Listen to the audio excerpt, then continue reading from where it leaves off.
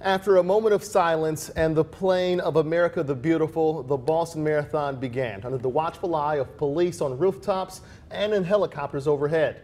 Despite heavy security, the mood was festive at the finish line. Applause broke out as a group of Boston police officers walked near the site of last year's twin bombing that killed 3 people. Some runners say the Boston Marathon is like the Super Bowl of running. Thanks for joining us tonight. I'm Kevin Holmes. And I'm Jennifer Andrews. Members of the local running community, well, they were happy to see today's race end without any problems.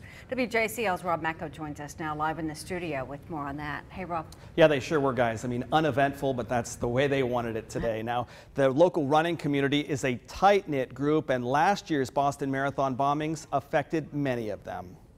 Employees at Fleet Feet Sports could check out the marathon webcast when they had some downtime. One of their co-workers, Chris Ramsey, ran in the race and finished in just under 2 hours 50 minutes. Ramsey told his boss, Robert Espinoza, he wanted to run it because of last year's bombings. Espinoza noticed the extra security while watching the race on his computer.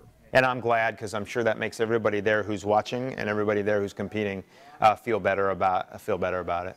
Espinoza was at the finish line of the Boston Marathon 2 years ago. Last year, he was invited to go, but decided not to. When I saw the video, that's one of the first things I thought about is, you know, I was standing right there. And then when I started walking to the finish line, where the other bomb went off further down, I remember that location also. WJCL News talked to 2 Savannah runners who completed this year's marathon via Skype.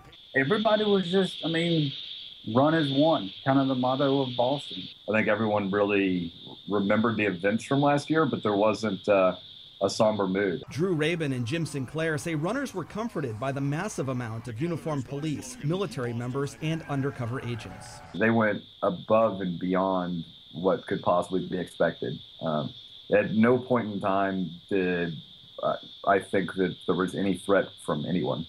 Both men realized they were a part of something big. Not say you get emotional, but to a certain degree, you understand how important this is.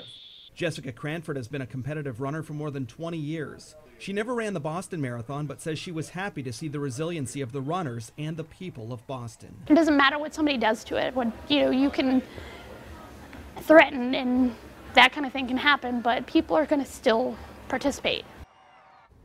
And nearly 36,000 runners began today's race, and those who couldn't finish last year because of the bombings were allowed to run today. So definitely an emotional day for running community here and folks up in Boston. And like I said, great to see that nothing eventful happened today. Everybody's just really happy that this whole thing went off without a hitch. Exactly. It's a true testament to our resilience. Sure is. All right. Thank you, Rob. Sure.